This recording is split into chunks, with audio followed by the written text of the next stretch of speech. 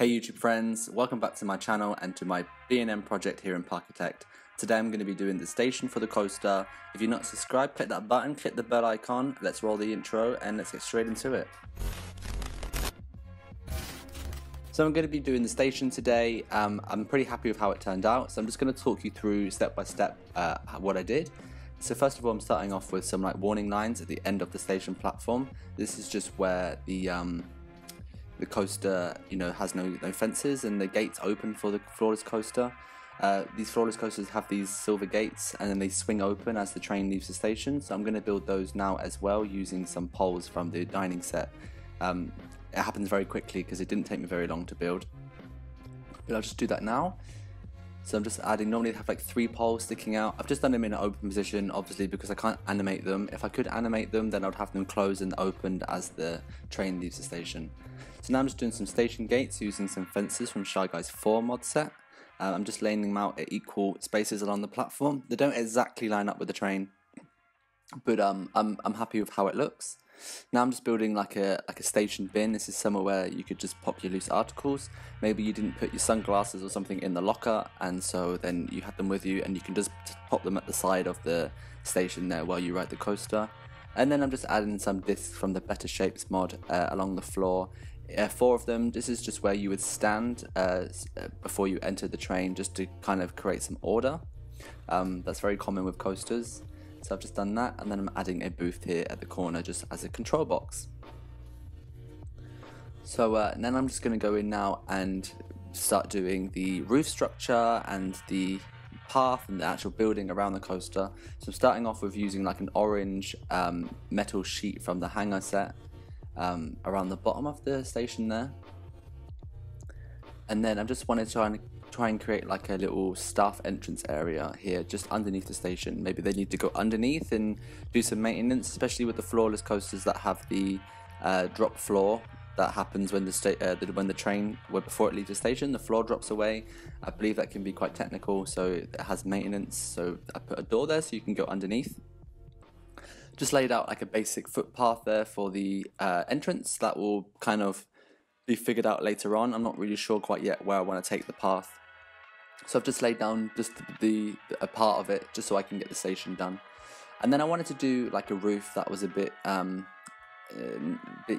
different. I didn't want it to be completely equal on both sides, and I wanted to have bits jutting out and a bit more dynamics and height in there. So I've just kind of added some 3 different height tiers of roof, and then the exit here is going to have a bit just sticking out there with a sloped roof going down the exit path. So I'm going to colour them grey, the roof, which is a bit generic and a bit boring, but I'm going to play around with colour a little bit with the accents. But before I do that, I'm just going to show you this quickly. This is a wheelchair access point for the coaster. This is very common on rides, something I always forget about when building parks, but seeing as I'm trying to do ultimate realism in this build, I thought it was needed. And I've only ever built one of these once, and that was when I did my Raptor recreation. So I'm just kind of using the same kind of idea that I did with that recreation to use on my station here.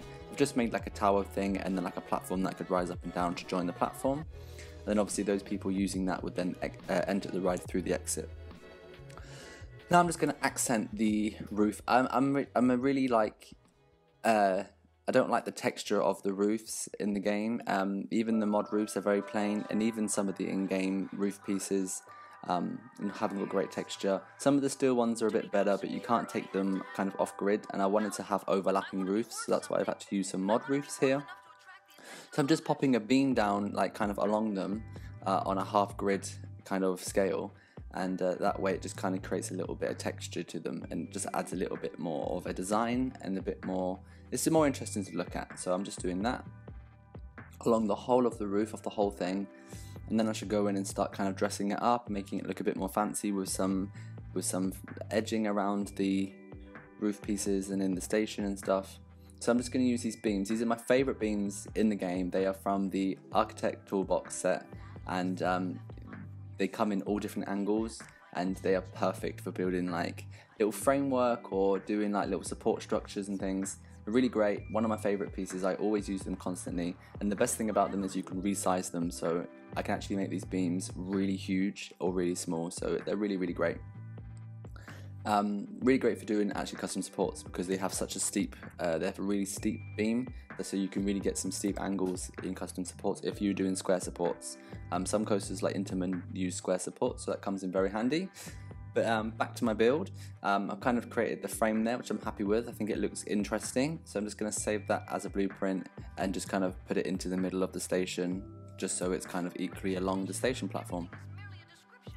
And I'm just going to join up some of those frames using some straight beam pieces, and then I'll hang some lights off those just to create some light inside the station.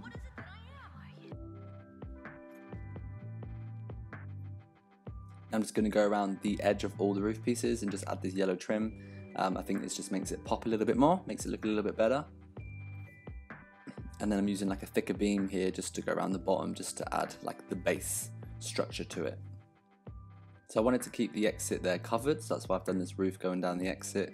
I didn't want you to just kind of exit the ride and then there be just no roof or no design, so I've just kind of tried to continue the design down the exit, and that will lead us on to maybe like a booth somewhere where you can maybe buy an on-ride photo. So I shall build that in another episode, but that's the kind of idea. I want to have this kind of at the back in some foliage. I want there to be like a photo booth and then have like the exit path kind of weave through the coaster a little bit, just to kind of create some interaction with the path and the people. That's the idea behind it, that I'm going to experiment with more in the next episode. But I'm just kind of at this point trying to develop ideas in my head and where I can take it. I'm just obviously doing it a step at a time, so at the moment the station is my main focus. But the station, I'm really happy with it. I basically use inspiration from like many different kind of generic coasters out there. A lot of B&M coasters in the Six Flags parks use like a very generic station, so that's kind of what I wanted to go for here. But now I'm just going to leave you with some screenshots of what I did. Thanks for watching this video, I really appreciate it. Subscribe if you haven't already, click the thumbs up button for me if you like this video, and stay cool, be safe, and I'll see you all next time for another episode. Ciao.